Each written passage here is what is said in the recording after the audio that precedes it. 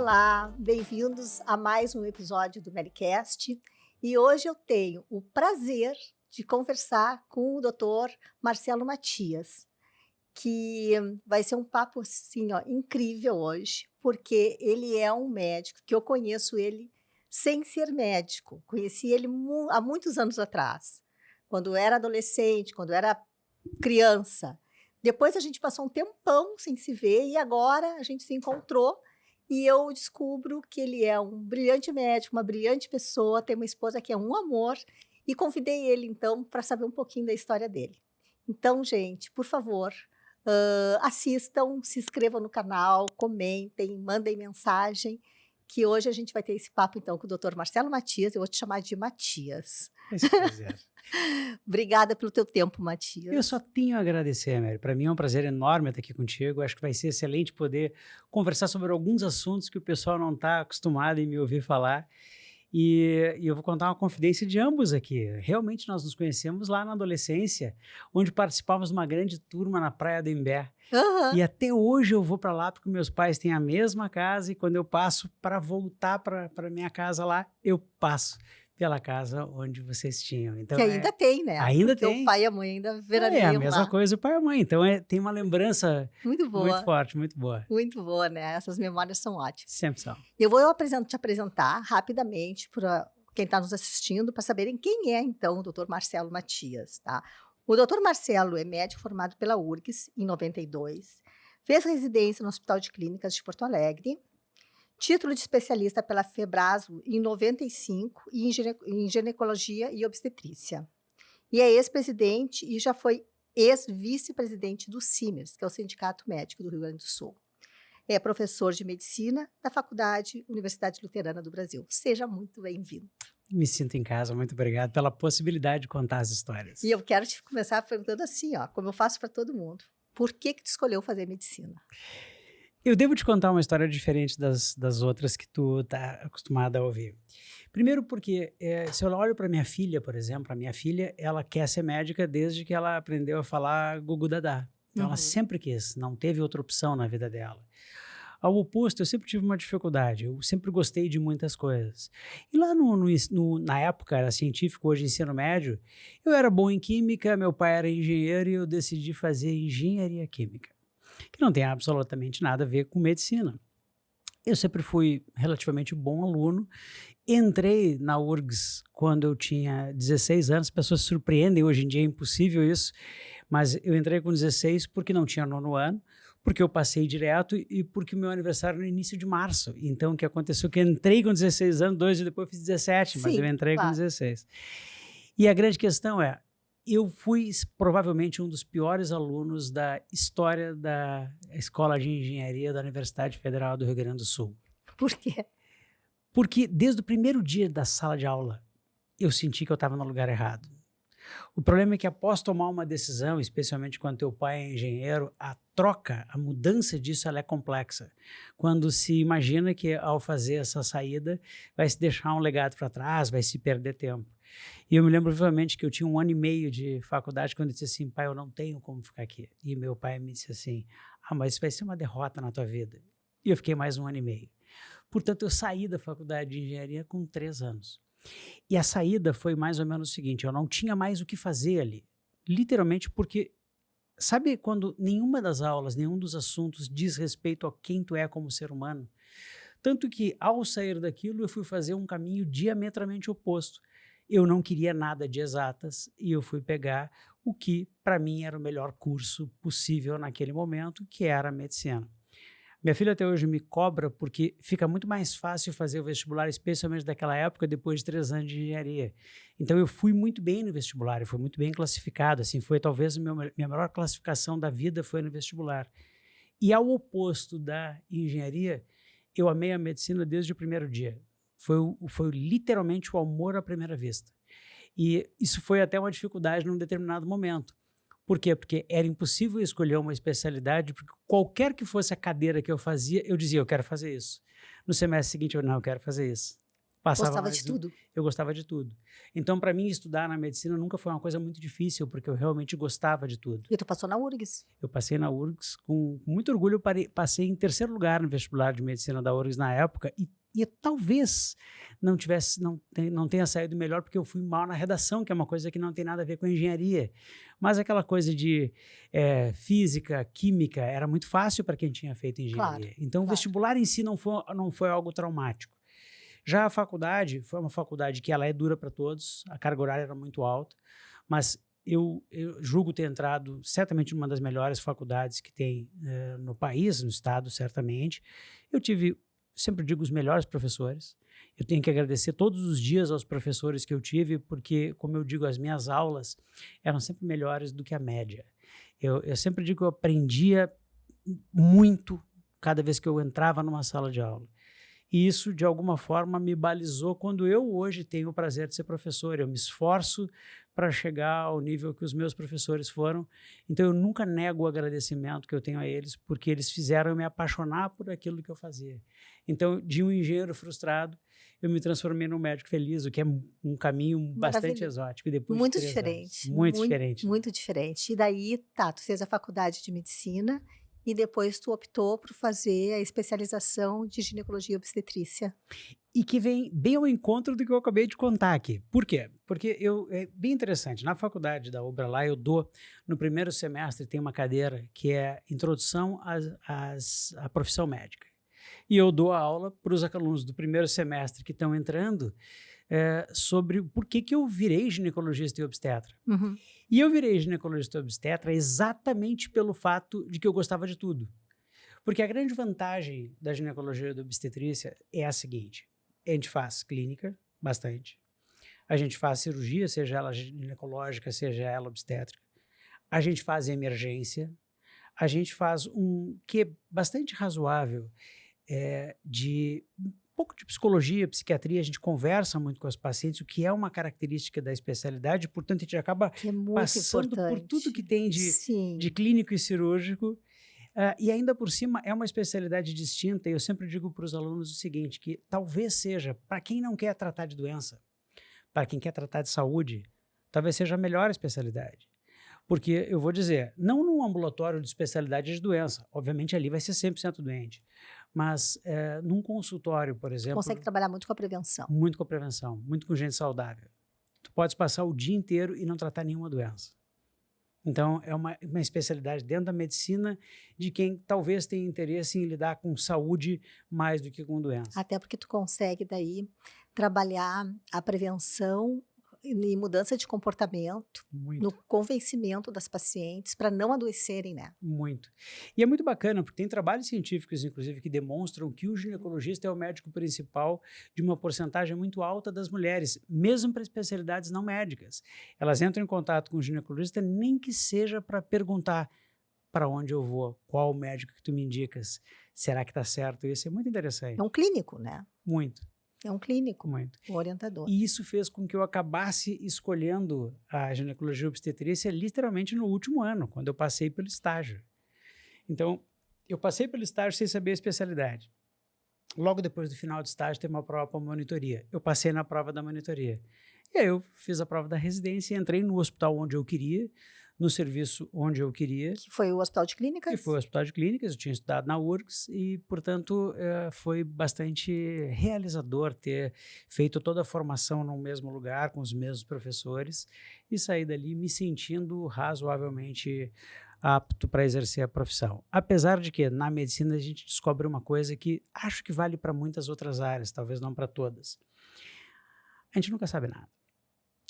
Por mais que a gente estude, sempre tem uma novidade, sempre tem algo que a gente não sabe, e, portanto, eu sigo que... Isso aí que tu está falando, eu acho assim, ó, bárbaro, porque a humildade é fundamental para o bom médico, porque a hora que tu cair na mão daquele que diz que sabe tudo, o risco do erro é muito grande. É terrível. Porque é ser humano, é um corpo humano, e nenhum corpo é igual um ao outro, então sempre vai ter surpresa, não é isso? Muito. E além do que, existe uma máxima que isso eu aprendi um pouquinho na filosofia, né? Que quanto mais sei que não sei. Sócrates. E basicamente é isso. Quanto mais a gente estuda, mais a gente descobre que aquilo que é perfeitamente óbvio e garantido não é perfeitamente óbvio e garantido. Portanto, requer mais estudos. E, portanto, a delimitação do teu próprio limite, ela é fundamental para a gente ser um médico melhor. Porque se eu acho que não tem ninguém melhor do que eu nesse assunto, em primeiro lugar, eu estou me enganando. Segundo lugar, eu nunca vou conseguir ter a autocrítica de encaminhar para alguém. E isso é extremamente perigoso. Ninguém é apto para fazer com extrema qualidade tudo. E dentro da lógica básica da medicina, além de fazer o bem, mais importante do que isso é não fazer o mal. E para não fazer o mal, eu tenho que saber o meu limite, entendendo que aqui ao lado tem um colega melhor do que eu para aquilo, ele vai executar aquilo de maneira mais adequada e mais eficaz para a minha paciente. Então, isso é um prazer que me dá, que quando eu era, vamos dizer, doutorando, eu cheguei num determinado momento, certamente absolutamente errado, a me achar conhecedor de muito. Eu me achava inteligente, eu achava que eu tinha condições de fazer tudo. E quanto mais eu estudei, mais eu descobri que é o oposto disso. Mas Eu isso tenho aí é muito para aprender. amadurecimento, né? Acho que sim. Eu acho que sim. Acho que a gente leva alguns tapas da vida que fazem com que a gente perceba que a gente tem limites. E eu vi, isso é uma coisa muito importante, eu vi muita gente muito boa. Essa é uma coisa que quem está numa faculdade, de repente, tem orgulho pelos seus professores, acha que só tem inteligência ali. E eu tinha um pouco esse sentimento, já que os meus professores foram certamente acima da média. E aí o que acontece é que quando eu saí dali, eu conheci pessoas brilhantes em vários locais. E esse reconhecimento da inteligência alheia, esse reconhecimento da capacidade em todos os locais, fez também com que eu me tornasse um ser humano melhor. Porque ele fez com que eu reconhecesse mais os meus limites e ainda por cima fez com que eu soubesse que eu poderia aprender com muita gente. Então hoje eu digo sem a menor dificuldade. Eu aprendo com colegas, eu aprendo, obviamente, estudando, isso é inerente, mas eu aprendo com alunos, sejam eles quem forem, residentes ou até acadêmicos, e eu aprendo com pacientes. Porque a gente nunca sabe tudo. E é sempre muito interessante Na aprender. verdade, sim, né? A gente pode até saber de uma área determinada, mas tem tantas coisas importantes de outras áreas que a gente vai agregando e a partir desse copinho que vai enchendo de moedinhas, né? É que a gente começa a ter um entendimento maior, uma coisa mais completa da vida, né? Sem dúvida. E por isso que as pacientes depois pegam médicos assim e tornam eles referência. Eu preciso de um ortopedista, doutor Marcelo, quem é que tu indica? Eu preciso de um, né? Porque é a confiança que acaba passando, porque eles sabem que provavelmente aquele médico que está sempre disponível, que está estudando, que é humilde, vai indicar uma pessoa boa para ela. Eu vejo isso muito na medicina, que as pessoas têm os seus médicos preferidos e eles acabam se tornando referência para outras especialidades. Porque, sabe, se eu mandar uma mensagem para o doutor fulano vai me ajudar, vai dar o nome de alguém que seja bom. Perfeito isso, né? É incrível. E é bonito isso, porque é a prova absoluta de que tu tens os teus limites e tens condições de passar para alguém que vai fazer melhor do que tu. Eu me lembro, Mary, uma cena muito interessante, assim, Muito tinha legal. uma paciente com uma patologia grave e cuja cirurgia, obviamente, eu não tenho informação, e eu pedi auxílio para, no meu entender, a melhor cirurgia dessa área que tem no Rio Grande do Sul.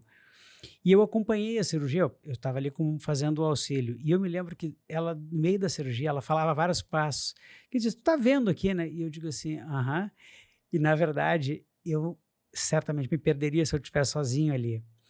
E aí eu aprendi claramente a ver a grandeza que tem em pessoas, a capacidade das pessoas. E essa é uma coisa que quem está nos assistindo aqui deve saber. Todos esses caras que estão te atendendo hoje tiveram uma história, de um jeito ou de outro, de muito esforço. Todos eles fizeram vestibular, que foi na média mais difícil, fizeram o curso mais longo, a maioria deles fez uma própria residência ou mais, fez trabalhos, quando a gente fala residência, é residência mesmo. A nossa geração, por exemplo, a gente chegava a trabalhar 80, 90 horas por semana e simplesmente tudo isso com o objetivo de obter o conhecimento e estão constantemente aprendendo. Então, é importante para as pessoas perceberem, às vezes, que existe pelo outro lado, um ser humano que talvez tenha as suas próprias dificuldades e tenha batalhado muito para ali. Então, isso é uma coisa bonita. Isso é uma característica dos médicos em geral, né? A batalha, né?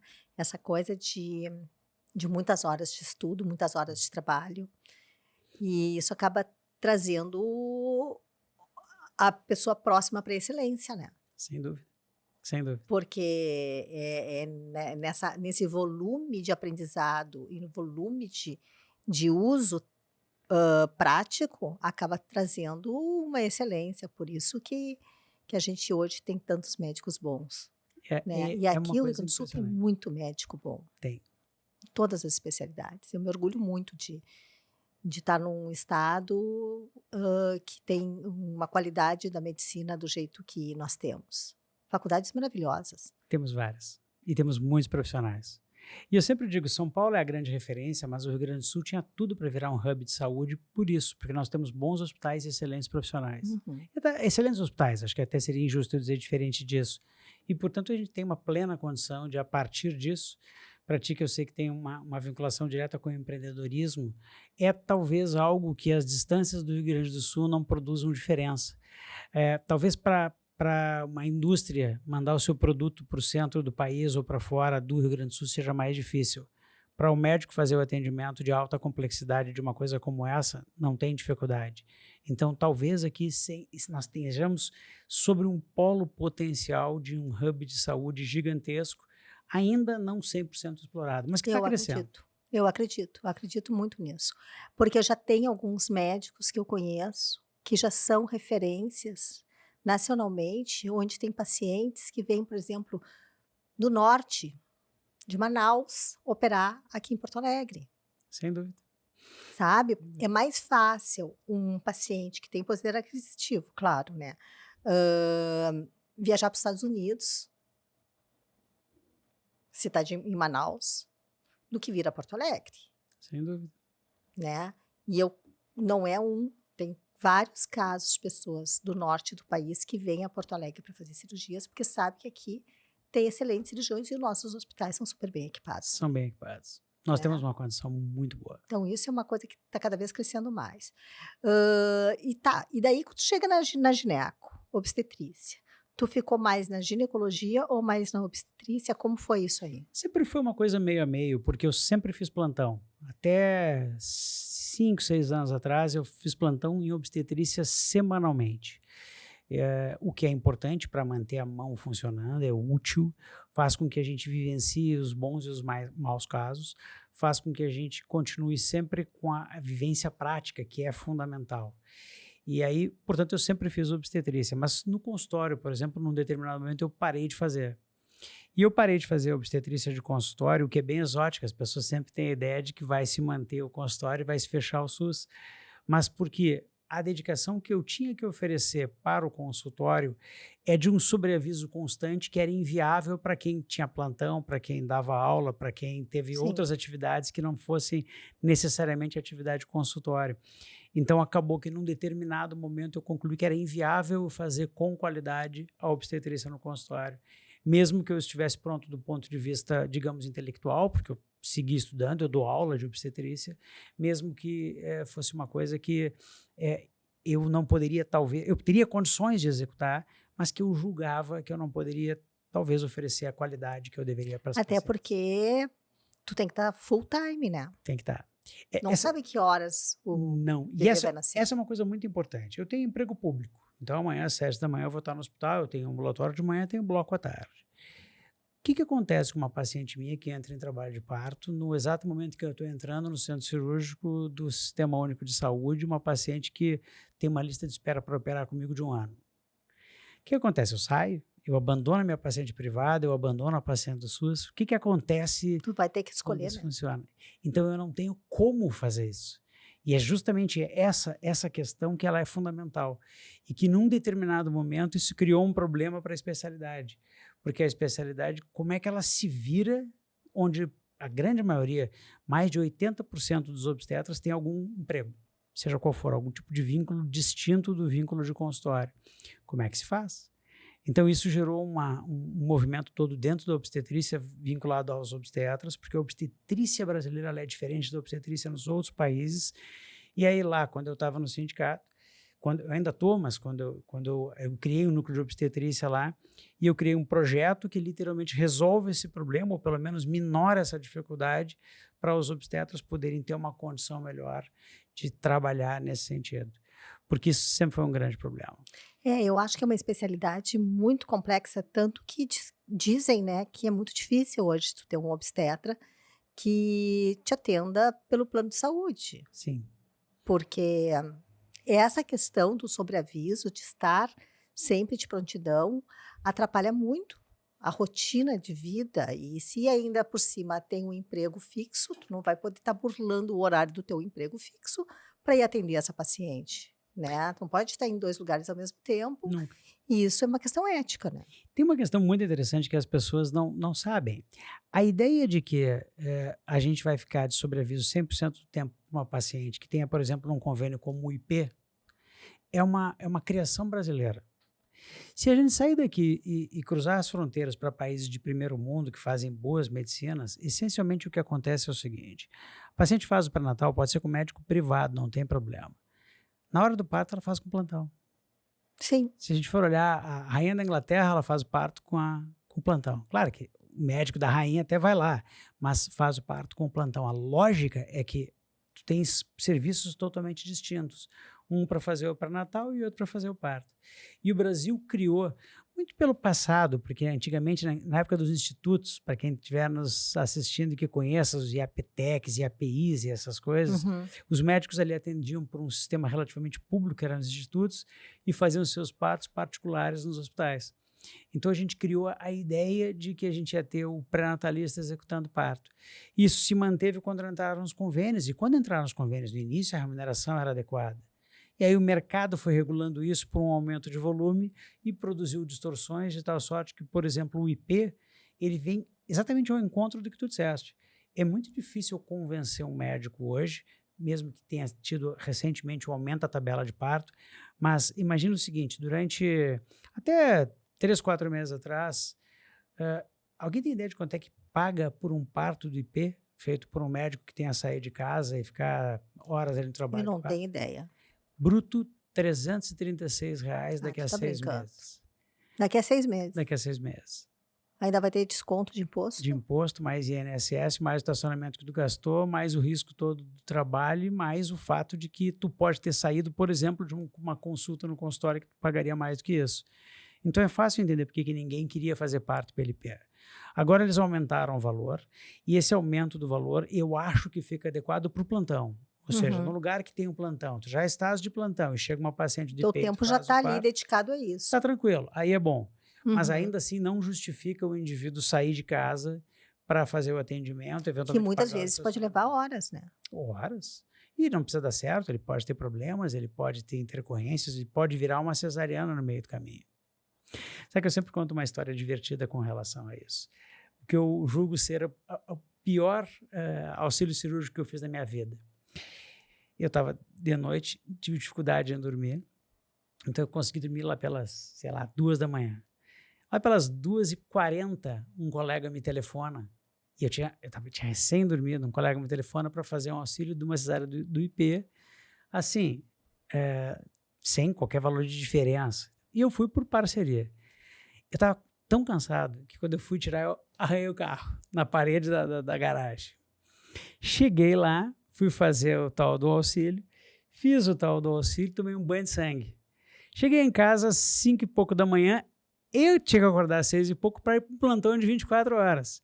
E para isso eu devo ter ganho, pega assim, vamos pegar para um valor relativamente atual, de meses atrás, 1/3 dos 336 dá 100 pila. Ai, meu Deus do céu. Bruto. Teve um prejuízo. Saiu de casa. Era muito melhor ter ficado dormindo em casa. Com certeza. Então essa é uma coisa que vários médicos entendem. Não, e isso é uma coisa importante de a gente falar, porque todo mundo tem a imaginação de que o médico é o profissional que mais ganha, né? E, na verdade, em diversas especialidades, não é nem um pouco verdadeiro isso. E é importante trazer esses assuntos, porque eles são polêmicos, mas eles Claro. precisam ser conversados. Precisam ser conversados porque, às vezes, a gente, como paciente, exige uma coisa que é relacionada a tempo. E tempo tem que ter remuneração, Óbvio. sabe? Porque a pessoa está dedicando tempo àquilo, então não tem como a coisa se sustentar se for receber R$ 100 por um auxílio de parto, Óbvio. porque tu não vai conseguir pagar tuas contas no final do mês. Óbvio. E é justamente isso explica, né, Mary, o fato de que o Brasil chegou a ser recordista, não é mais, mas é um dos recordistas, por exemplo, em cesariana. Porque o parto ele ocorre em qualquer momento. Se o indivíduo faz 5 cesarianas, uma na sequência da outra, ele faz uma tarde e acaba tendo uma boa remuneração para aquela tarde. Sim, porque daí dá marcado. Está marcado. Então, isso é uma das, não é a única, mas é uma das justificativas para isso. E, portanto, é algo um pouco mais complexo do que as pessoas que enchem a boca para falar dizem que é. Tem um conjunto de problemas vinculados a isso bastante interessante, que cabe um debate gigantesco. Sim, daí eu queria te perguntar assim, ó, saindo um pouco dessa questão da gineco só e da obstetrícia, mas assim, na medicina em geral no Brasil, como é que tu enxerga hoje a medicina no Brasil, a condição médica no Brasil? Até porque tu sempre foi uma pessoa, e depois eu queria que tu me contasse como é que tu te tornou uma das vozes que defende os médicos, porque hoje tu já foi presidente do Simers, tu já foi vice-presidente do Simers. Então, qual foi o momento que tu começou a olhar para a parte associativa e ver, bom, eu vou poder ajudar aqui?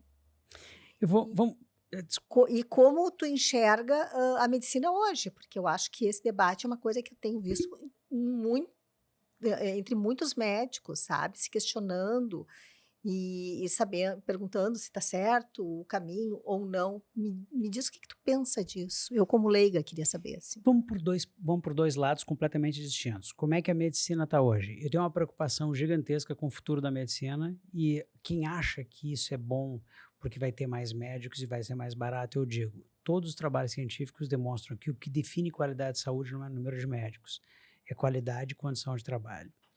Então, o que que acontece? No Brasil hoje, fazer faculdade de medicina virou um grande negócio. É a faculdade que tem mais procura. Não sei se as pessoas sabem, mas é o que tem vestibular hoje para entrar nas faculdades. O resto faz uma redação ou apenas o Enem e tal. Medicina tem vestibular, portanto tem procura. É o curso mais caro. E esse curso mais caro não está necessariamente vinculado à qualidade, porque nós temos várias faculdades no nosso país que não tem nenhuma qualidade de oferta de conhecimento para os alunos. E, portanto, quando a gente aumenta o número sob a ótica de que falta médico na periferia, a gente criou um raciocínio binário completamente inadequado, de que falta médico na periferia porque falta médico. Isso está errado. Não tem nenhuma base científica nisso. O Brasil já tem, de longo tempo, um número de médicos por população adequado. Nós estamos passando dos níveis e com o número de faculdades que, desde que eu fiz meu vestibular para hoje, multiplicou praticamente por 4 o número de faculdades existentes no país. E na prática as pessoas continuam reclamando que falta médico na periferia, porque o que define a presença ou não do médico na periferia são as condições de trabalho. E eu posso te afirmar, sem a menor dúvida, que as condições são definidoras de tal sorte que onde falta médico são sempre os lugares ruins. Não falta médico em lugar com qualidade, não falta médico em lugar que o médico tem uma boa condição de trabalho, uma boa remuneração e segurança. Nos lugares onde não tem isso, falta médico. E a solução foi, vamos aumentar o número de faculdades de medicina. E, portanto, os médicos recém-formados, eles vão ter proporcionalmente um número menor de ofertas de vaga de residência para o número de médicos, então eu vou ter um número maior de médicos sem residência médica, e esse aumento de oferta faz com que os próprios gestores façam o seguinte: se o plantão hoje tem alguém que só faz plantão por R$ 100, eu faço por 100. Se alguém fizer por 90, eu faço por 90. No futuro vai fazer por 30. E Isso o que é uma acontece? desvalorização enorme. Muito grande. Na faculdade que permanece sendo a mais cara. Vai chegar um determinado momento que as pessoas vão fazer o cálculo de que não, E vale não vai valer a pena. E vai sobrar vaga. E eu também vejo que o problema, quando tu fala de lugares sem ser adequado para a prática médica, não tem investimento de equipamentos. Porque A medicina não adianta, ela não se faz só em tocar Óbvio, e conversar com o paciente e dar uma receita de medicamento, óbvio. né? Isso no postinho, ok. Mas e quando tem a complicação? E o ser humano tem complicações em qualquer lugar, não é só aqui.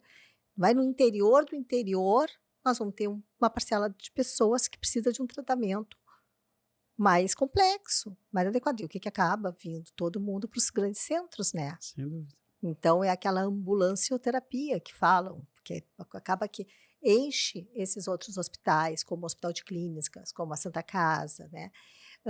De pacientes de outros locais, porque eles não estão equipados. Então, Não por tem que que o como. médico que estudou tantos anos vai querer trabalhar lá naquele lugar onde ele só vai ter uma maca, uma mesa, e muitas vezes é praticamente isso. Nós estamos tratando de algo que é extremamente E é importante, uma né? vida, são as vidas das São pessoas, muito. que não são diferentes da cidadezinha pequenininha para o grande centro. É uma vida igual, então ela tinha que ser tratada da mesma forma. Tinha. E, infelizmente, isso vai aumentar o número de oferta, vai reduzir valor, o que vai fazer com que esse médico tenha dificuldade em se manter atualizado e que vai, sem dúvida alguma, em algum momento, refletir negativamente em vez de positivamente.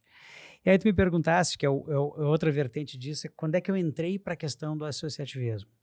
E é muito interessante, porque quando eu acabei minha faculdade, eu fui trabalhar em alguns locais, entrei no Hospital Presidente Vargas, onde estou até hoje lá, mas eu fui trabalhar no Hospital Militar aqui, porque médicos fazem esse circuito no Hospital Militar, fiquei ali 4 anos e eu decidi que eu precisava sair, porque eu não ia, ali não tinha futuro, eu não ia ser militar e, portanto, eu tinha que sair. E aí, para garantir uma renda adequada, ou pelo menos naquele momento julgava ser adequada, eu fiz prova para a prefeitura e entrei como médico concursado da Prefeitura de Porto Alegre. Quando eu entrei no meu posto de saúde, eu tinha 6 meses naquele posto de saúde e eu disse o seguinte: está errado isso aqui. Era muito óbvio o motivo do erro, do porquê que aquilo ali era inadequado do ponto de vista prático e para o futuro. E aí eu tinha 6 meses de concursado da prefeitura. Eu liguei na época para o sindicato médico e fiz uma queixa formal. E aí eles chamaram uma reunião. Quando chamou a reunião, tinham 10 pessoas nessa reunião. Essas 10 pessoas na reunião, falado o que tinha que se falar, criou-se ali o Núcleo dos Municipários de Porto Alegre, comigo liderando esse grupo. Sério. 1 ano e meio depois, portanto eu tinha 2 anos de prefeitura e portanto eu estava no estágio probatório, nós fizemos a maior greve de médicos da história desse município. Desse grupo. Foi um momento incrível e tem que imaginar o peso que tinha sobre mim isso, porque eu era um médico no estágio probatório que trabalhava num postinho e eu liderei esse movimento junto com vários outros colegas. E o que aconteceu na época é que o movimento ele foi um movimento vitorioso, mas de alguma forma eu passei a ser reconhecido pelos colegas como alguém que tinha pelo menos a disposição Liderança. de ir para público falar em nome deles. E aí eu fui convidado para fazer parte da diretoria do Sindicato Médico. E tu Então sabe eu que entrei ali. vou te dizer uma coisa assim, ó, só desculpa te interromper, mas como é importante ter médicos líderes que possam defender outros médicos. Porque o que eu vejo nesses 15 anos que eu estou indo para 16 anos trabalhando com gestão de carreira médica, é que o médico ou ele não sabe ou ele não tem nem tempo de pensar no dia a dia, na profissão dele. Concordo plenamente. Então alguém tem que liderar em várias áreas, sabe? Porque precisa ter líderes, porque a medicina, ela muitas vezes ela é solitária. E a dor dos médicos, ela é solitária, porque não tem nem tempo para dividir com alguém, não é nem que não queira, mas não tem tempo. Então alguém precisa fazer isso, fazer esses movimentos, porque senão a coisa fica, a balança fica muito, muito descompensada. Eu não só concordo contigo, como eu percebo isso na prática. Porque o que acontece? O médico, como regra, está preocupado com a medicina, o que é ótimo, mas não são tantos que têm conhecimento político e não são tantos que entendem o porquê que ele acaba sendo uma vítima de muitos processos que não tem nada a ver com ele. Porque quando ele está sozinho num local e falta absolutamente tudo e o familiar diz que o médico é o culpado e vai para a imprensa e sai isso, ele se sente abandonado. Então tem que ter alguém que tenha força e espírito para fazer essa defesa. E eu te digo, Mary, sem a menor dúvida, não é algo tão fácil. A gente optar por ir para determinados tipos de enfrentamento para defender os colegas, não é algo tranquilo, é algo que faz com que políticos, gestores passem a olhar para ti com uma certa dificuldade e justamente por isso, quem se dispõe a fazer isso de maneira correta acaba sendo literalmente exposto e, portanto, os riscos envolvidos nesse processo como um todo são maiores do que as pessoas imaginam. Então, o que a gente recebe nesse processo, sendo alguém de linha de frente, de ameaças, de inferências, de dificuldades, é muito grande. E na prática o que aconteceu é que eu entrei no sindicato lá em 2004, que foi a primeira eleição, acho que teve depois, e eu nunca tive na gestão que lá estava o espaço que eu julgava merecia ter, de forma que num determinado momento a gente fez um embate interno. E eu sempre tive essa característica, assim, não é que eu não tivesse um apego pelo que eu estava fazendo ali, mas as minhas ideias são mais importantes do que os cargos, entende? Uhum. E aí, no determinado momento, eu me retirei, eu não aceitei o que estava acontecendo, e a gente fez parte de um movimento que acabou tirando aquela direção que lá estava há 20 anos do poder, numa eleição extremamente complexa, que eu sofri todo tipo de ameaça, de ataque que pode se imaginar.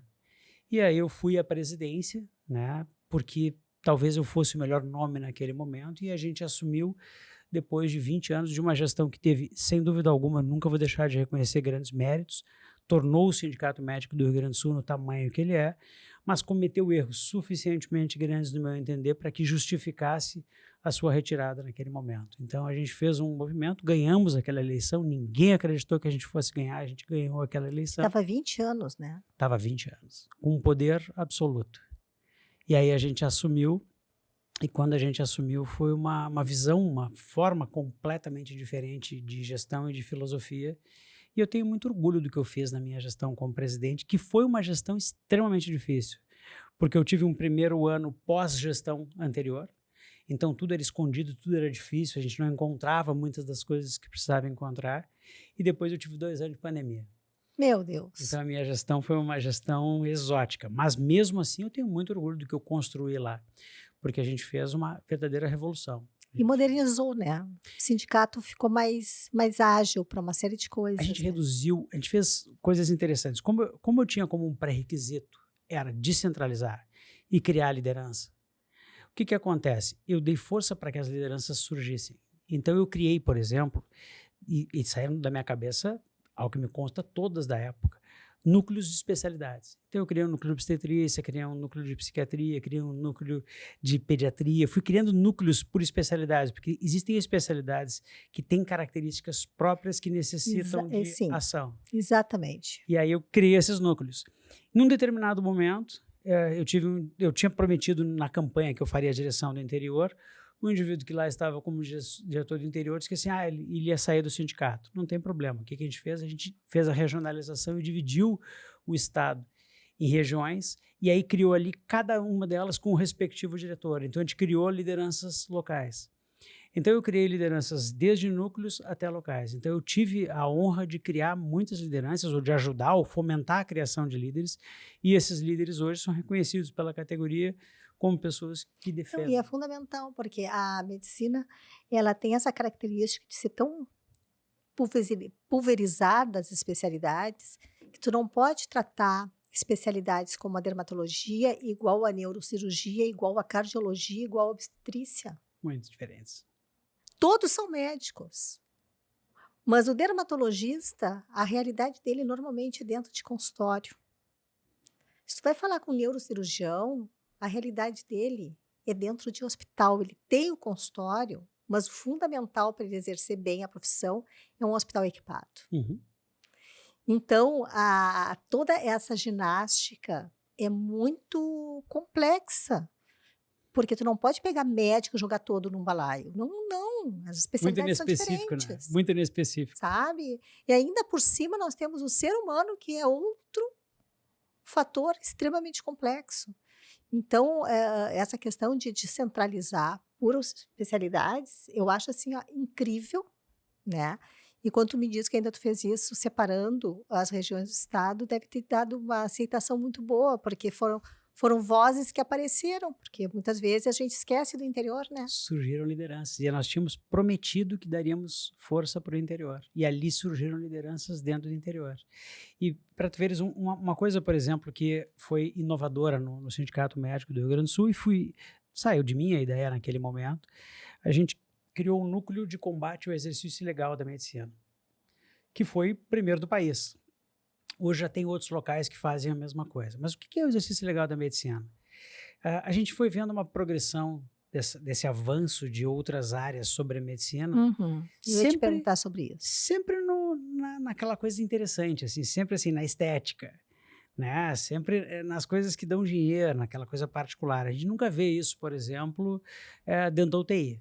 Ninguém chega lá e se autodetermina que assim, ó, eu sou um intensivista. Não tem isso. Mas tem para botar botox, para isso tem. Então a gente criou o núcleo e a gente, ao criar o núcleo, como ele não existia, o que a gente fez? Duas gurias que são maravilhosas, são duas colegas médicas incríveis, uma dermatologista e uma pediatra, elas encamparam o núcleo e a gente deu um apoio jurídico, um apoio de políticas, de imprensa e tal. Então elas recebem as denúncias chegam, passa por elas, passa pela assessoria jurídica e aí vai sendo encaminhada, eventualmente para o Ministério Público, eventualmente para conselhos de outras profissões e assim por diante. E foi algo que teve um crescimento tão grande a ponto de elas participarem de congressos para colocar a experiência. Isso foi tudo feito naquela época, que não existia isso no país, mas era um assunto que todos julgavam importante. E aí a gente começou a descobrir que as especialidades mais atacadas são muito claras, assim. Então, sem dúvida alguma, assim, a dermatologia é muito importante, porque as pessoas começam a exercer algumas funções da dermatologia /plástica, julgando ser capazes de fazê-lo, mesmo que a legislação não autorize isso. A oftalmologia, chocantemente, é algo muito importante nesse aspecto, porque eles fazem um curso de optometria e saem se definindo, às vezes, isso chegou a acontecer, que eles não são oftalmologistas, eles são oculistas e, portanto, eles prescrevem lentes. E eles se unem com uma ótica lá, eles dão consulta e já vende a lente junto. Então, Mas aconteceu que loucura isso. isso. E aí, quando a gente vê, começou a avançar por várias especialidades, assim, por cirurgia vascular, por várias outras. E na própria... Tratar doença não, né? Não, só o filé. Só o filé, porque o Só o dermatologista Só filé. não cuidam da parte da dermatologia das doenças, né? Não, câncer Só não. da parte. Câncer Não, de pele, Câncer não nem é pensar, divertido. né? Não, câncer não é divertido. Divertido é fazer botox. Entende? Preenchimento. Preenchimento, essas coisas. E a gente vê as complicações que surgem disso, ou seja, é muito importante tu teres capacidade de resolver as complicações dos teus procedimentos. E basicamente não existe essencialmente isso. Então, sempre que chega alguma complicação como essa para os médicos se revoltam e chamam o sindicato. E aí teve uma coisa, Mary, que me surpreendeu bastante, que como nós abrimos muitos processos acerca disso, a resposta do Judiciário, do Ministério Público, foi, no meu entender, inferior, muito claramente inferior ao que deveria ser. Porque muitas vezes um promotor lá, ele tem como lógica, não, isso é uma disputa entre profissões. Claro que ele não abre mão da profissão dele para um médico, para um advogado sem OAB fazer a profissão dele, mas ele julga que é uma disputa entre profissões. E, portanto, no nosso entender, a resposta foi inferior ao que deveria ter sido. Nós ganhamos várias vezes, mas nós perdemos várias vezes que não deveríamos ter perdido, onde, obviamente, havia invasões do ato médico que não poderiam ser feitas, e a gente perdeu na justiça, muitas vezes. E é difícil. E era muito interessante, porque a gente chegava a ver propagandas de pessoas que não tinham qualificação para fazer determinados atos e bota propaganda e não acontecia nada, porque os respectivos conselhos protegiam. Só para ter essa ideia disso, eu vou citar o exemplo que ele é exagerado, mas ele é totalmente verdadeiro. Então, os dentistas sempre foram irretocáveis no cuidado dos dentes, da boca, assim por diante, articulações, eles têm uma formação magnífica para isso. Num determinado momento, eles passaram a fazer procedimentos estéticos. Em volta da boca é uma coisa, começou a subir, começou a avançar a distância. Isso foi autorizado lá pelo Conselho Federal de Odontologia e tal. Aí chegou um determinado momento que começaram a mexer no lábio, que é razoável, já que é próximo. Num determinado momento tinha dentista fazendo, por exemplo, cirurgia de lábios vaginais. E já que é lábio, né, parece que é a mesma Mucosa, coisa e faz. parece a mesma coisa. É a mesma coisa. Então é isso que eu digo, assim, as coisas têm uma característica de irem progredindo, e quando elas progridem, a gente certamente vai estar mais acostumado a ver as complicações. E como tudo, vai chegar um determinado momento que o mercado vai regular. Ou seja, vai ter tanta gente fazendo isso que o valor vai cair. Entende? Que não vai justificar mais. E, portanto, vale isso para os médicos sempre. A formação dos médicos, só os médicos têm. E, portanto, tem determinadas coisas que só eles continuarão fazendo. E eu lhe digo tranquilamente para quem está nos assistindo aqui, consulte com o médico, não consulte com alguém que se chama de doutor Não, e sem ter a eu vou te formação contar mais adequada uma para coisa. isso. Eu vivo bem essa realidade, tá? Eu trabalho com várias médicas que são dermatologistas e acontece casos, tipo na época da pandemia, quando estava tudo fechado, tudo fechado.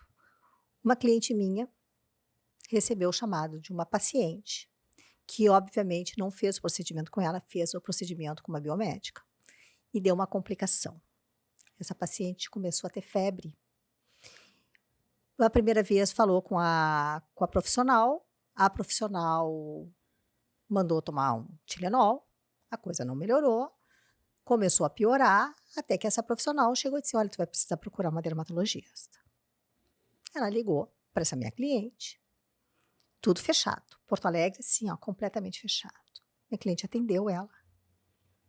Disse, olha, tu me desculpa, mas eu fui por indicação de umas amigas, uma pessoa assim, e eu fiz um procedimento, um preenchimento no rosto, tô com febre, tô isso, aquilo. Disse, bom, vou abrir o consultório para te ver. A pessoa foi lá, viu, ela teve que ser internada no hospital.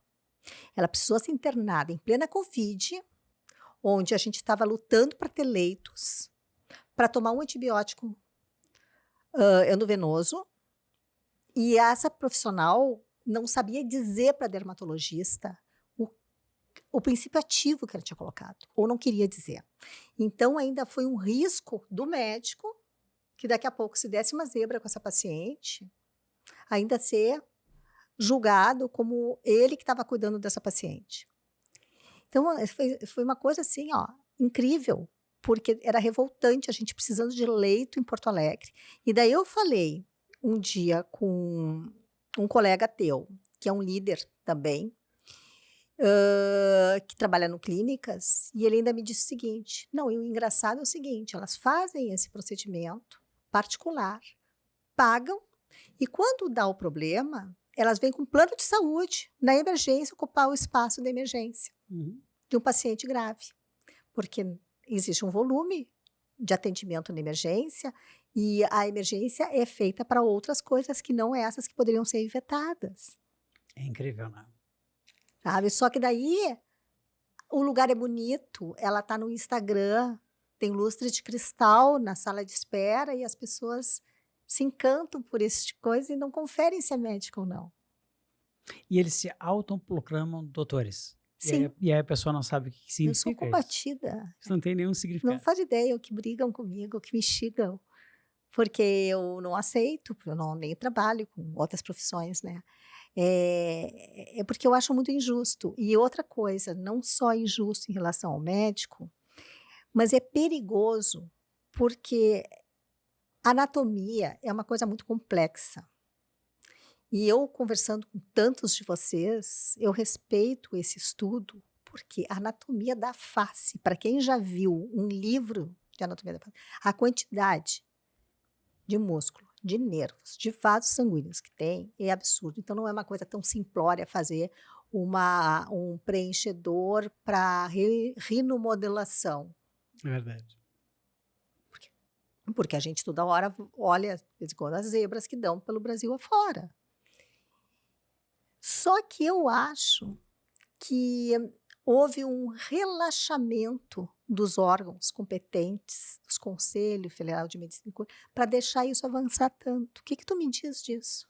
Eu vou dizer o seguinte, quando a gente criou o núcleo, basicamente tinha pouquíssima atuação dos conselhos. E na prática a gente mandava para o Conselho Regional de Medicina também. E o problema do Conselho Regional de Medicina ou do Conselho Federal de Medicina é que ele essencialmente tem possibilidade de atuar por lei contra médicos.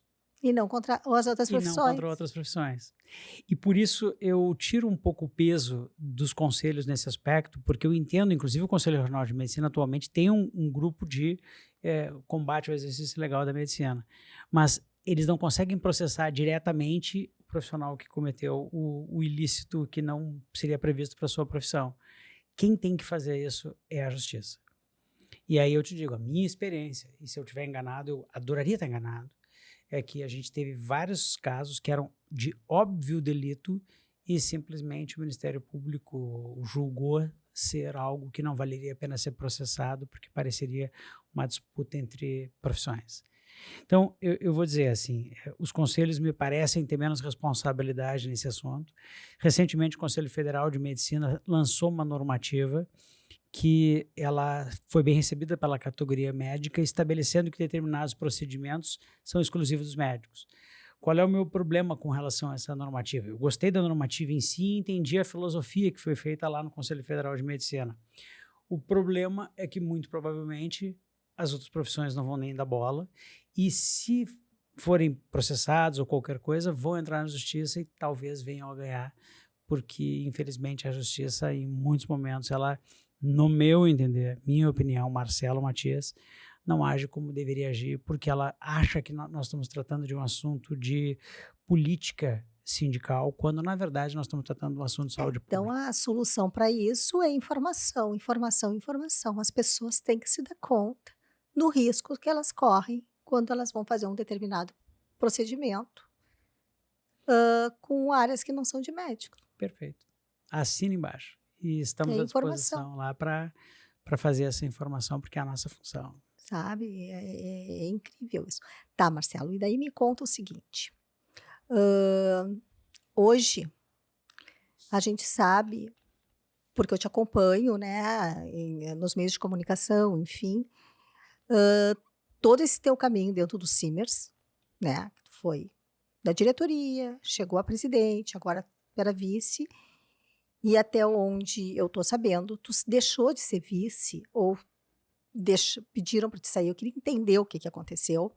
Acho que tu até já conversou isso em um outro programa de televisão, mas eu queria que tu me explicasse o cenário atual, porque o Simers é um órgão muito importante para a medicina gaúcha, então eu queria entender o contexto todo. Bom, é importante contar um pouco de história para chegar no que aconteceu nos últimos anos, né? Então, como eu te disse, eu capitaneei um grupo junto com outros colegas líderes e eu fui indicado por esse grupo para a presidência naquele momento e a gente tinha ali um conjunto de pré-requisitos e de promessas que a gente fez. Entre as promessas que a gente fez era a descentralização, certamente a gente fez, de maneira mais óbvia, a criação de líderes, obviamente nós fizemos. A retirada de poderes do presidente, eu certamente fui um presidente que tive muito menos poderes do que quem me antecedeu, então isso foi uma coisa muito clara, e uma das promessas que eu fiz era não concorrer à eleição subsequente. E a minha palavra é muito importante para mim, mesmo que ela seja dura às vezes, ela é muito importante para mim. Então eu prometi isso. Houve um determinado momento que houve um abaixo-assinado da diretoria executiva pedindo para que eu continuasse, mas eu julguei que a minha palavra era mais importante do que o cargo. E eu abri mão da presidência, e aí eu acabei concorrendo com o comprometimento de ser vice-presidente e indiquei para o atual presidente como candidato à nossa chapa, e nós ganhamos com 3/4 dos votos. Portanto, foi uma vitória acachapante, o que demonstra que a minha gestão foi uma Tinha sido gestão boa. bem aceita pelos médicos. O que aconteceu é que, depois do início da gestão, na qual eu era vice-presidente, teve um evento exótico que ninguém vai acreditar, mas eu fiz um traumatismo crânioencefálico de uma coisa totalmente estúpida, andando de skate. Então, acontecido isso, eu cheguei 2 meses depois do início da gestão. Quando eu cheguei, foi tudo muito estranho para mim, porque as coisas que estavam acontecendo ali não era bem o que a gente tinha combinado. E esse processo foi se arrastando ao longo de praticamente 2 anos, um processo que, no meu entender, ele foi uma reversão de algumas coisas que nós tínhamos acordado previamente, entre outras coisas a descentralização, a manutenção e criação de lideranças. A gente começou, no meu entender, a retirar lideranças de possibilidades com objetivos outros. Então, isso aconteceu comigo, por exemplo. Chegou um determinado momento que tinha... obviamente, eu estava sendo retirado de aparecer em programas de rádio e televisão. Só para que se tenha ideia, eu, durante mais de ano, fui para programas de televisão e não aparecia como vice-presidente do Simers, aparecia como médico, porque eu não estava sendo convidado como vice-presidente do Simers. Por quê? Porque a informação que vinha era de que eles queriam Não estava representando. que eu não deveria participar. E tudo isso culminou num processo que, cada vez mais internamente, eu comecei a denunciar, no meu entender, faz questão de assumir isso aqui, aquilo que nós estaríamos fugindo do nosso propósito básico, que era de defender o médico como um princípio fundamental, de criar lideranças e não destruir lideranças, de descentralizar a gestão e não descentralizar a gestão. Então, progressivamente, nós fomos tendo uma dificuldade interna, até que aconteceram alguns eventos que tornar-se-ão públicos para a categoria nos próximos tempos, obrigatoriamente, mas que fizeram com que fosse impossível para um indivíduo como eu, que estou há 25 anos praticamente lutando pelos médicos, abrir mão de determinadas coisas. Quando eu denunciei isso internamente, se criou um processo eleitoral interno para ver qual seria o candidato da gestão, e eu nunca reconheci esse processo como algo adequado, tanto que no dia que foi feita uma reunião fora do sindicato e tal, eu nem fui, porque eu não era candidato. Mas a partir dali isso foi gerado por dificuldades internas que eu garanto tornar-se-ão públicas, e aí os médicos vão entender o porquê da minha saída. Fizeram com que no dia 29 a gente tivesse uma reunião que basicamente foi um ultimato, ou seja, ou eu fazia um acordo para aceitar o que estava sendo me oferecido para continuar, ou, abre aspas, se tu fores fazer uma chapa, tu não tens como continuar na gestão. Isso é muito importante porque, ao ouvir isso, eu disse, porque eu sempre falo a verdade, eu disse, eu não nego a possibilidade de fazer uma chapa. O que não quer dizer que eu seja candidato a presidente ou que eu seja candidato a qualquer coisa, até porque a eleição não começou. Mas eu não poderia negar uma coisa que era obviamente verdadeira. E foi me dito exatamente isso. Olha, tu estando isso, tu não tens como continuar na gestão. Tá bom, entendi. Eu sei o peso das coisas, eu sei o peso que é ser coerente, eu sei o peso que é enfrentar todo o establishment. Eu já fiz isso muitas vezes na minha vida. É da minha natureza fazer isso. Só que eu fui para a televisão e disse, olha, chocantemente, aquilo que eu ajudei a construir, eu acabo sendo afastado. Eu não tinha sido, do ponto de vista de papel, afastado, mas, obviamente, eu tinha, porque sabem que eu estou falando a verdade, foi dito isso para mim. E aí se iniciou uma campanha de primeira página de site de jornal de circulação regional, dizendo que era um absurdo que eu tinha dito no programa de televisão, que eu não tinha sido afastado, somente para produzir o fato de que eu fui afastado 4, 5 dias depois. Então, o sindicato gastou um valor grande de recursos para dizer que eu não tinha sido afastado, para me afastar. Portanto, basicamente foi isso. E hoje você está afastado. Eu não sou mais vice-presidente. Isso, assim, é muito estranho, porque o documento que eu recebi, eu nem recebi o documento da minha destituição do cargo, mas o documento diz que eu saí. O termo sair não é um termo jurídico. Eu não sei o que significa o termo sair do ponto de vista jurídico. Então, inclusive, fiz um questionamento, vamos ver se eles respondem, para entender o que é o termo sair, porque, na verdade, é o seguinte, eu não renunciei em absolutamente nenhum momento. Eu não renunciaria e não renunciarei, porque esse cargo não é meu de graça, ele é às custas de um trabalho de mais de 20 anos. Foi eleito? Eu não fui eleito para vice. O estatuto do sindicato foi feito por alguém que tinha interesse em ter poder absoluto. Então, o eleito é o presidente e o presidente tem o poder de indicar o vice. Isso podia ser mudado, né? Certamente, mas acontece que no meu período eu não consegui mudar por uma razão simples. Teve a pandemia, eu não tinha como fazer a assembleia. Exato. Então, por isso eu não consegui fazer. Mas nesse momento foi útil até para quem está no poder não fazer, porque possibilitou a minha destituição, entende? Então, na prática, e é importante que se saiba disso, antes que o pessoal, porque isso foi espalhado pela medicina de uma forma exótica, assim, como se fosse uma questão só eleitoral, e ela é muito mais filosófica do que eleitoral. Só para te contar uma coisa aqui, Mary, que eu acho que os médicos não têm ideia. Antes desse processo acontecer, no meio da gestão lá, foi feito um movimento para mudar o estatuto. E na mudança do estatuto eu ficava inelegível. Ah, Que bonito, né? No meio do caminho eu ficava no meio do inelegível. caminho, assim. No meio do caminho. Só para que você tenha ideia, nós tivemos uma reunião com o compliance que estava executando um processo para fazer o código de conduta ética dos diretores do sindicato. Talvez eles não tenham percebido, mas o sindicato é uma entidade política. Acho que todo mundo percebe, eles não perceberam. E e eu sempre me manifestei politicamente. Eu nunca escondi a minha política. Isso é uma coisa muito importante. Eu sempre defendi os médicos e eu nunca deixei de deixar muito claro tudo aquilo que eu acreditava publicamente, em TV e rádio, tudo que imaginar. O que aconteceu? Eles diziam que se um diretor do sindicato se manifestasse politicamente, ele podia ser excluído. Mas o sindicato é político. Aham. E política é uma coisa importante. Muito. E esse aí é o único sindicato da face da Terra no qual é proibido de falar de política.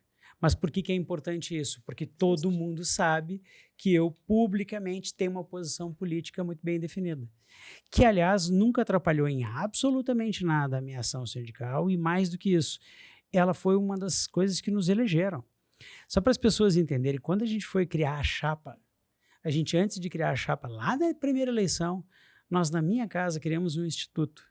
E esse instituto, para ter ideia, a página de Facebook na época era Facebook, né? O pessoal ri hoje, mas foi feita com minha senha na minha conta.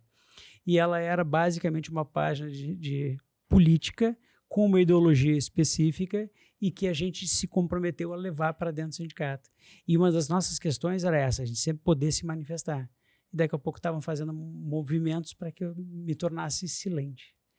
Então, as coisas internamente, em entidades, mas especificamente em sindicatos, sempre foram mais pesadas. E eu digo para ti aqui algo que é extremamente importante, que os médicos precisam saber de uma coisa: o peso que a gente tem ao lhes defender. Porque ao lhes defender, em vários momentos, nós vamos estar quebrando desde interesses de políticos, de gestores, interesses de pessoas que estão atrás de cargos o tempo inteiro, interesses de pessoas que às vezes cometem condutas inadequadas.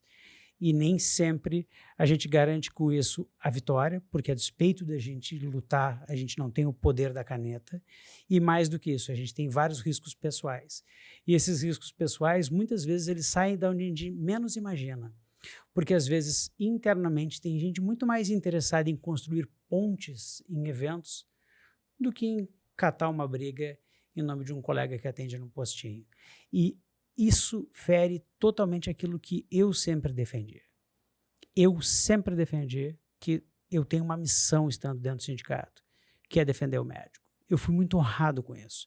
O sindicato médico é o maior sindicato médico do Brasil. O nosso? O nosso. E, no mínimo, da América Latina, talvez do mundo. Ele é o maior sindicato e eu tenho muito orgulho de ter sido colocado ali e ter sido um dos, certamente, gestores da criação da nossa segunda eleição. E, nesse momento, a gente está num problema de difícil solução interna e que o futuro vai dizer o que vai acontecer. Até porque eu vejo que a medicina está mudando muito, né, Marcelo? A própria tecnologia vai mudar muito o exercício médico. A própria inteligência artificial vai mexer em muitos parâmetros que hoje a gente tem. E vocês têm que estar modernizados, vocês têm que estar preparados para isso. Porque muita coisa muda nesses novos cenários que estão acontecendo. E o médico, muitas vezes, ele está tão focado na parte científica, na parte assistencial, que ele não se dá conta de que a coisa está chegando. Então, para algumas especialidades está sendo muito tranquilo, porque já estão preparados, já estão estudando, já estão se preparando. Para outras especialidades parece que não vai chegar nunca. Mas, pelo que se sabe, a própria inteligência artificial ela vem para mudar drasticamente relações de trabalho, de conceitos e tudo. Se isso se confirmar, um órgão de defesa médica precisa estar atualizado para saber aproveitar essa onda e saber se posicionar se isso ultrapassar algum limite de ética médica, né? É muito perigoso tudo isso, né? Muito louco também, né? Muito louco. Inteligência artificial é algo inevitável, qualquer pessoa que for contra a inteligência artificial é mais ou menos como ser contra a lei da gravidade. Eu posso não gostar, mas ela vai acontecer igual. E, portanto, ela é inevitável. E a interferência dela nas relações de trabalho todas, ela é inevitável. Não vai ser só na medicina, vai ser em tudo. E os médicos, sem dúvida alguma, vão precisar se atualizar nesse sentido, porque eu me lembro vivamente, um dos primeiros eventos que teve quando eu assumi a presidência, lá em 2019, foi um evento que teve na Associação Médica do Rio Grande do Sul para tratar sobre uma resolução que tinha sido feita pelo CRM da época em relação à telemedicina. E nós fomos radicalmente contrários à resolução. Não porque nós fôssemos contra a telemedicina, não tem como ser contra a telemedicina. Não, é que nem lei da gravidade, posso não gostar, mas eu não tenho como ser contra. O problema é que a regulamentação, ela tirava o médico individualmente e dava muito poder para que grandes empresas fizessem a telemedicina. Então a gente brigou na época e foi contra. A pandemia tornou a telemedicina algo inevitável e hoje os médicos convivem com a telemedicina bem. A telemedicina melhorou a vida dos médicos em vários aspectos. Hoje, consultas que a gente fazia de graça antigamente, a gente consegue fazer a cobrança, o que é muito mais justo, porque afinal de contas eu dei o meu conhecimento e o meu tempo em algum momento para uma paciente. Melhorou para o paciente também. Para todo mundo, para todo mundo. Por outro lado, a inteligência artificial é muito perigosa.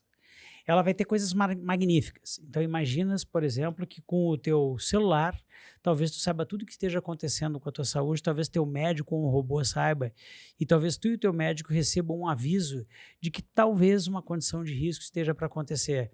E é melhor tu ir para o hospital antes de ela acontecer de fato. Então a gente vai conseguir antecipar tratamentos e antecipar resultados. Por outro lado, ela mal utilizada, ela faz com que simplesmente tenham acesso a absolutamente tudo sobre ti, coisas que tu não queres que as pessoas saibam. Talvez o prontuário médico se transforme em uma coisa muito mais complexa do que ela já é hoje, porque o acesso em relação a isso faz com que determinados assuntos que são privados podem ser utilizados de forma pública com o que a gente tem hoje de recursos e é muito perigoso isso. Então, não tem como ser contra, ela vai acontecer. E justamente por isso que eu tenho uma restrição muito forte às aberturas de faculdades de medicina, porque ela certamente vai reduzir o número de médicos necessários para produzir o mesmo resultado. Então a gente vai proletarizar o médico, o que piora a qualidade do atendimento, sem dúvida, porque lá na ponta sempre vai ter que ter um médico. Mas para todos os efeitos a gente enxerga um futuro com preocupação. E essa preocupação tem que ser de alguma forma abraçada pela categoria, porque ela, queira ou não, vai ser envolvida nesse assunto. Por isso que os órgãos competentes precisam estar muito atentos nisso. Sem dúvida. Tem que ser atuantes. A gente mudou, eu acho que o sindicalismo, o cooperativismo, a parte associativa, de uns anos para cá, ela mudou de patamar. Ela não é mais um encontro social. Né? As entidades precisam se posicionar, precisam estudar, precisam estar atentas ao que está acontecendo para realmente ser eficaz na defesa dos seus direitos. Né? No caso, o médico está na hora de lutarem para direitos que eu vejo muito como o direito adquirido do médico ser a proteção da saúde da pessoa. Porque, antes de mais nada, a gente está falando com o ser humano, né? A gente está falando do cuidado de uma pessoa ali. E essa pessoa precisa ser bem cuidada. É claro que a gente sabe que as doenças avançam, que os tratamentos podem dar certo ou não, e faz parte da vida. E mesmo com médicos competentes, as coisas às vezes não saem a contento. Imagina quando a gente não tem esse aparato científico. Imagine o dia que a cirurgia for executada exclusivamente por um robô. Sim. E assim, qualquer um que disser que isso é impossível desconhece o avanço da tecnologia. A tecnologia vai chegar nesse Vai aspecto chegar em algum nesse momento. ponto. Vai chegar. Eu acompanho esse movimento da robótica desde 2003. Tá? Quando não tinha, só tinha um robô da Vinci nos Estados Unidos. Interessante, foi antes de mim. Eu só passei a ficar sabendo quando chegou em São Paulo. Eu fiquei sabendo porque na época eu fiz o congresso do CBC, do Colégio Brasileiro de Cirurgiões, na PUC. E o Hospital Moinhos de Vento patrocinou a vinda do Zeus, que era o braço do robô da Vinci. Não existia o robô todo ainda. Sim. Daí fizemos um aquário onde os médicos podiam escrever para testar. E aquilo ali era o começo da videocirurgia. Então, o robô então era uma coisa assim, ó, bom, isso aí é do outro mundo, né? E hoje a gente tem vários robôs em Porto Alegre. Sim, sim. Tá? E os outros hospitais comprando. E nós já estamos agora concorrentes do Da Vinci. Hoje tem outras máquinas. E eu me lembro que na época a gente olhava o mapa mundi e a própria Intuitive, que é a dona do robô Da Vinci, mostrava os pontinhos aonde tinha. E eu acho que tem na internet isso para ver. E hoje o mapa mundi ele é tomado de pontinhos. Sabe que Porque caiu a patente também, né? Sim, agora 20 anos cai a conseguem fazer. patente, então os chineses vieram, indianos estão construindo robô e tá. E isso é legal, porque isso aí democratizou uma cirurgia robótica, né? Sem dúvida. Eu Cada vou te vez contar mais. uma coisa interessante, que é exótica e as pessoas vão rir. Certamente eu já errei muito mais do que acertei, porque a vida é assim, né? E eu me lembro vivamente quando eu estava num cinema, e tu tem a mesma idade que eu, passava sempre o canal 100 quando ia no cinema, antes de Aham. começar. Nenhum jovem sabe o que eu tô falando, mas tinha isso, era um A gente trailerzinho com as sabe. notícias e tal. E aí uma vez eu estava no cinema e falaram que ia surgir uma coisa chamada internet. E eu me lembro do tal do vídeo da internet, era informação passando para cá e para lá. E o meu primeiro raciocínio foi, isso não vai acontecer. Isso não vai dar certo. É impossível, isso é bom demais para ser verdade. E aí, quando tu vê, a gente vive num mundo hoje que a gente não vive sem a internet. Se cai a internet de casa, a gente enlouquece. Não, enlouquece. E a mesma coisa foi o robô. Quando surgiu, quando eu tive a informação do Da Vinci, na época, e eu posso estar enganado aqui para cá e para lá, mas cada um dos braços era descartável e custava tipo $10 mil. Era uma coisa loucura. assim. Sim. E aí eu pensei assim, isso nunca vai dar certo. Nesse valor, não tem como a gente conseguir ter uma cirurgia viável no sistema brasileiro. De novo, eu estava errado. Portanto, agora, pelo menos com a telemedicina e com a inteligência artificial, eu não corro risco. Eu já digo que vai acontecer. Eu já sei que vai acontecer, não sei como vai ser. Vai acontecer. Aí, pelo menos, eu não erro. Porque 2 vezes com a tecnologia, eu tive a ideia de que não daria certo. E, no final das contas, deu mais do que certo. É. Que bom, né? Tomara que a medicina progrida, né? Porque a gente fala dos problemas, mas a gente torce para o sucesso. Então, assim, ó, a medicina sendo bem feita, com a ética, eu acho que ética é uma palavra muito importante.